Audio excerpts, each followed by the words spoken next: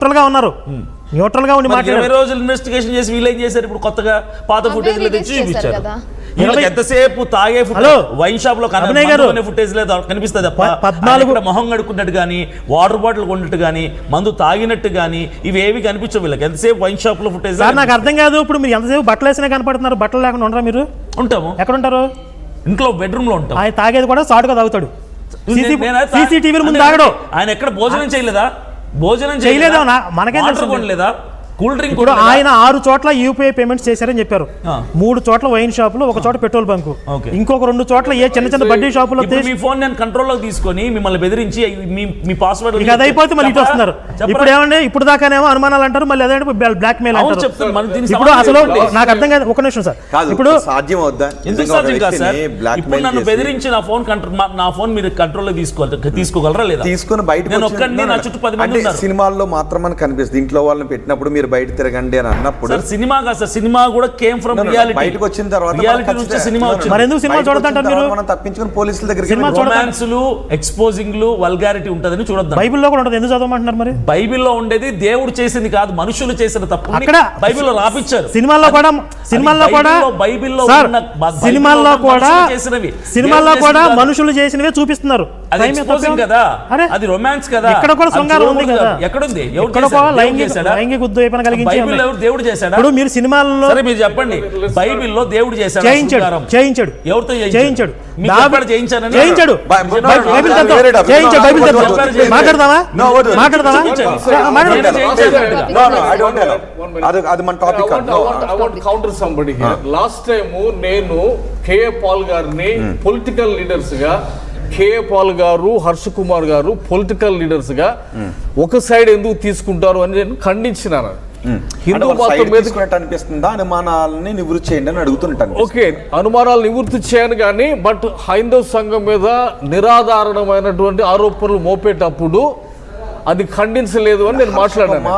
హిందువులని అనలేదు, క్రైస్తవుల్లో చేసి ఉండొచ్చు, ముస్లింస్లో చేసి ఉండొచ్చు, హిందువులో చేసి ఉండొచ్చు.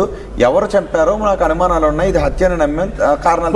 బట్ ఒక పాలిటీషియన్ గా ఎక్కువ కోణం అంతా హిందువుల మీదకి వెళ్తున్నప్పుడు ఆయన ఒక స్టేట్మెంట్ కూడా రిలీజ్ చేయలేదు. అది నేను మాట్లాడుతుంది. ఇది ఇక్కడ హిందూ ముస్లిం కాదు, ఇక్కడ హిందూ క్రిస్టియన్ ఉంది, ఇక్కడ Muslim is out of the picture here. So ఇక్కడ కమ్యూనిటీ ఉంది. ఇక్కడ ఒక మాట నేను అన్నది ఏమంటే, Pawan Kalyan as a deputy CM how can he project himself outside? ఒక రిలీజియస్ ఫిగర్గా ఆయన ఎట్లా పాలిటీషియన్గా అందరి తరపున ఉండాల్సి, అంటే క్రైస్తవులు ఉన్న భయాల గురించి నేను మాట్లాడుతున్నాను. మా డిప్యూటీ సీఎంఏ సనాతన ధర్మానికి కొంగు కాస్తా ఉంటే మాకు రక్షణ, ఆయన ఒక స్టేట్మెంట్ ఇవ్వలేదు. బయట పబ్లిక్గా ఓకే రిలీజియన్ అది నీ ప్రైవేట్ ఇష్యూ, లిక్కర్ తాగటం అది నీ ప్రైవేట్ ఇష్యూ, రిలీజియన్ కూడా నీ private issue. But as long నువ్వు ఒక పబ్లిక్ ఆఫీస్లోకి వచ్చినప్పుడు గవర్నమెంట్ ఆఫీసర్గా రిలీజన్తో నీకు సంబంధం ఉండకూడదు. ఆ విషయంలో ఆయన ఒక స్టేట్మెంట్ ఎందుకు చేయలేదు? క్రైస్తవులను ధైర్యపరుస్తా, ఆయన ఒక్క సైడ్ ఎందుకు తీసుకోవాల్సి వస్తుంది?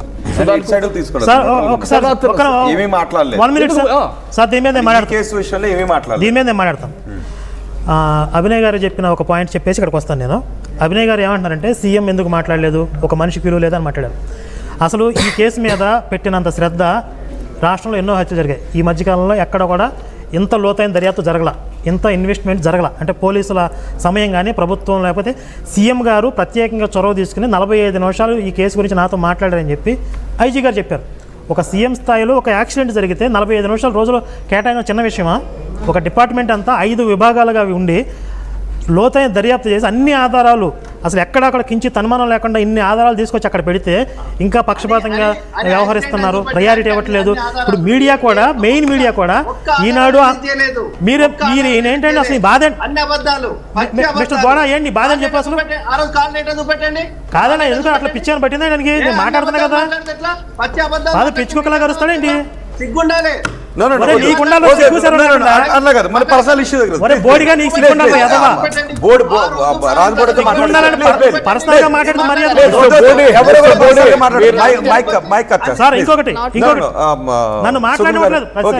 అసలు మనం బోర్డర్తో మాట్లాడలేదు, బోర్డర్ దగ్గర నుంచి నిజంగా తీసుకోవాలి. ఇప్పుడు నేను దయచేసి ఒక్కసారి అందరికీ కూడా అడుగుతున్నాను, దయచేసి ఎవ్వరు కూడా ఒక్క అన్పార్లమెంటరీ లాంగ్వేజ్ కూడా ఒక వర్డ్ కూడా బయటకు రానివ్వద్దు ప్లీజ్. ఇప్పుడు అన్పార్లమెంటరీ ఎవరు బిహేవియర్ వద్దు, పర్సనల్ గా ఎవరో మాట్లాడదు. కేసు గురించి మాట్లాడండి, పర్సనల్ గా ఎవరో సునీల్ గారు మీరు కానీ బోడ గారు మీరు కానీ సునీల్ గారు మీరు ఎవరు కూడా మాట్లాడదు. సార్ ఇప్పుడు నా పాయింట్ ఏంటంటే ఇప్పుడు అభినయ్ గారు మాట్లాడుతున్నారు, సుప్రియ గారు మాట్లాడుతున్నారు, అనిల్ గారు, ముగ్గురు క్రిస్టియన్స్, ఆయన ఒకటి నలుగురు మాట్లాడుతున్నారు. నలుగురు మాట్లాడిందని నేను సమాధానం చెప్పాలి ఒకటి. నాకు ఎంత టైం ఇస్తున్నారు మీరు? మళ్ళీ మధ్యలో నేను మాట్లాడే మధ్యలో ఆయన దొరుకుతున్నాడు. ఓకే, బోడాకి మన సమయం లేదు, మీరు మాట్లాడిన తర్వాత బోడా దగ్గర నుంచి తీసుకుంటాను. కానీ దయచేసి ఎవరు కూడా ఒక లైన్ క్రాస్ కావద్దు ప్లీజ్. పర్సనల్ ఇష్యూలోకి అసలు వెళ్ళొద్దు. ఇక్కడ లేని వ్యక్తులను కానీ భార్యల్ని అమ్మల్ని మాత్రం దయచేసి డిబేట్లోకి ఎవరో తీసుకుంటారు. ఇప్పుడు అవధానాలు జరుగుతున్నప్పుడు అసందర్భ ప్రలాపం మధ్యలో ఒకటి దోరతాడు. అందుకేమన్నా ఇంగ్లీష్ వచ్చారో మొదటి. సరే, ఇప్పుడు అభినయ్ గారు మాట్లాడిందని ప్రభుత్వం ప్రయారిటీ ఇచ్చిందా లేదని మాట్లాడాను. రెండోది అనిల్ గారు చెప్పినట్లుగా పవన్ కళ్యాణ్ గారు నేను హిందువులను ప్రకటించుకోవడమే తప్పు అనే విధంగా క్రైస్తవులు చూస్తుంటే, ఒక నిమిషం చెప్పను, ఒక క్రైస్తవులు అలా ఆలోచిస్తుంటే ఓవైసీ గారు ఆయన ముస్లిం అని చెప్పుకుంటాడా, సెక్యులర్ అని చెప్పుకుంటాడా, ముస్లిమ్స్ కోసం మాట్లాడతాడా, హిందువుల కోసం మాట్లాడతాడా? అప్పుడు ఎందుకు మీకు అభ్యంతరం రాలేదు? తర్వాత విజయమ్మ గారు బైబిల్ పట్టుకుని మత ప్రచారం చేస్తున్నప్పుడు మీకు ఎందుకు మీరు గర్వంగా ఫీల్ అయ్యారు? ఎందుకు మీరు ప్రౌడ్గా ఫీల్ అయ్యారు? ఆ రోజు నువ్వు ఒక రాజకీయ నాయకురాలువి, రాజకీయాలకి మతానికి సంబంధం ఏంటి, బైబిల్ పట్టుకుని ఎందుకు మత ప్రచారం చేస్తున్నావు అని చెప్పి విజయమ్మని అడగలేదు. షర్మిల గారు ఇప్పుడు ఒక జాతీయ పార్టీకి ప్రదేశ్ కాంగ్రెస్ కమిటీకి అధ్యక్షులుగా ఉన్నారు. ఆవిడ కొడుకు పెళ్లిలో పసుపు వాడినందుకు క్రిస్టియన్స్ పాస్టర్లు ఆవిడని తిడితే ఆవిడ సమాధానం చెప్పుకున్నారు. పసుపు వాడటం అనేది హిందూ ట్రెడిషన్ ఏమీ కాదు, దాన్ని సైంటిఫిక్గా కూడా వాడవచ్చు, నేనేమీ తప్పు చేయలేదు అని చెప్పి సమాధానం చెప్పుకొని కొడుకు పెళ్లికి అతిథులుగా వచ్చిన ఒక కుటుంబాన్ని మత మార్పిడి చేసామని చెప్పారు ఆవిడ క్రైస్తవులను శాంతింపజేయడానికి. అంటే మీరు రిలీజియస్గా రాజకీయ నాయకులు మీ వాళ్ళు ఉంటే తప్పులేదు. పవన్ కళ్యాణ్ స్వతహాగా హిందూ అయి ఉండి నేను హిందూనని చెప్పుకొని మీకు అభద్రతా భావం వచ్చేసిందా? ఇప్పుడు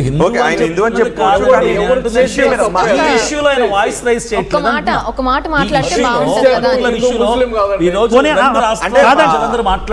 ఒక్క వాయిస్ ఎందుకు ఇవ్వట్లేదు? యాజ్ ఏ డిప్యూటీ చీఫ్ కోరుకుంటున్నారు మీరు? ఏదైనా కావచ్చు, అసలు స్పందించలేదు, రెస్పాండ్ అవ్వలేదు. ఏదో కోణంలో రెస్పాండ్ అవ్వాలి కదా. లేదంటే అనుమానాస్పద అందరూ కూల్గా ఉండండి, ఈ విషయాన్ని ప్రభుత్వం పవన్ కళ్యాణ్ కూడా సీఎంఏ చెప్పిన తర్వాత ఇంకా డిప్యూటీ సీఎం చెప్పాల్సిన అవసరం ఉందా మీకు? గందరగోళం చేశాడు కదా. గందరగోళం చేయాల. పవన్ కళ్యాణ్ గారికి ఆ హక్కు ఉంది, నేను హిందువునని చెప్పుకునే హక్కు పవన్ కళ్యాణ్ గారికి ఉంది. తప్పలేదు. ఇప్పుడు మీరేమంటారు? మీరు ఒక హిందూ వ్యక్తి చనిపోతే కూడా తెలంగాణకు సంబంధించిన వ్యక్తి ఆయన వాయిస్ రైజ్ చేయాలి కదా, రెస్పాండ్ అవ్వాలంటున్నాను నేను. ఆయన ఏమన్నా నెగిటివ్ గా మీకేమైనా నెగిటివ్ గా మాట్లాడారా?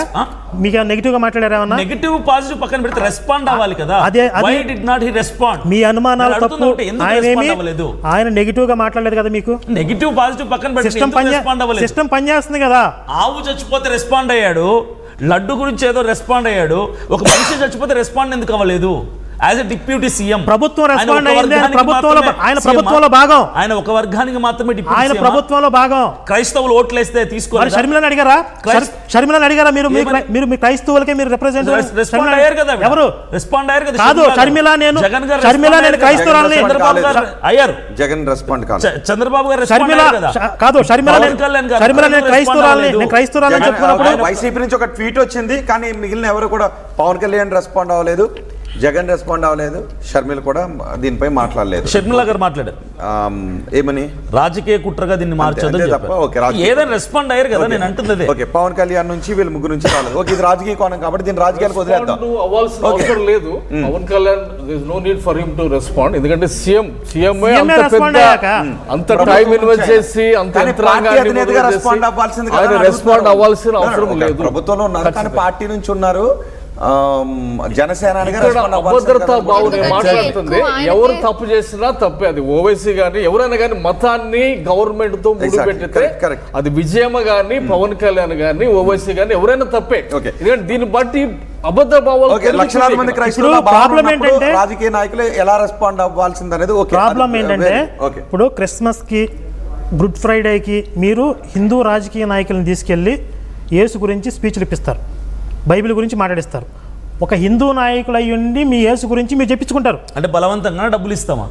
బలవంతంగా అనట్లేదు. మేము guest గా మీరు invite ఓటు బ్యాంక్ చేస్తాం. చూపిస్తున్నారు. ఓకే. ఓటు బ్యాంక్ చేస్తాం, వాళ్ళు వచ్చి చూపిస్తున్నారు. మాట్లాడుతున్నారు. అదే డబ్బులు ఇవ్వట్లేదు ఇప్పుడు కదా. నేను అనేది మీరు ఏమన్నారు? ఇప్పుడు చెప్పిస్తారంటే పవన్ కళ్యాణ్ ఏమైనా బలవంతంగా మాట్లాడా? వినండి, ఓకే, ఓకే. చెప్పిస్తారు. లేదు. ఎక్కడ ఆ question బలవంతంగా వదిలేద్దాం. చెప్పించట్లేదు. ఆ question వదిలేద్దాం. ఎక్కడ మీరు మేము పొలిటీషియన్స్ లో మాట్లాడట్లేదు. పాలిటిక్స్ లో పాలిటిక్స్ లో రిలీజన్ తీసుకొచ్చింది మీరు. Okay, okay. నేను మాట్లాడతా. ఈ డిబేట్ లో రాజకీయాలు వద్దు. ఈ డిబేట్ లో Politics లో religion తీసుకొచ్చింది అనుమానాలు వీళ్ళు. మాత్రమే. ఈ డిబేట్ లో రాజకీయాలు వద్దు. అనుమానాలు, సాక్ష్యాలు, ఆధారాలు ఈ వీటి మీద మాత్రమే మనం వెళ్దాం. ఓకే, బోడ గారు, ఇప్పుడు నేను బోడాకి టైం ఇస్తున్నాను.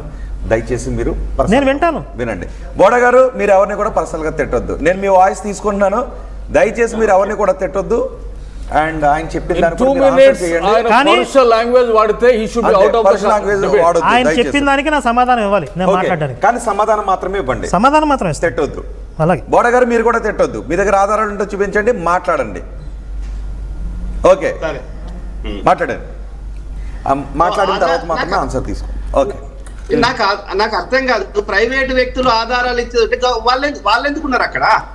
వాళ్ళ జీతాలు మాకు ఇవ్వండి కదా. ఓకే. ఇన్వెస్టిగేషన్ చేస్తారా? ఎంత కావాలి మీకు జీతం?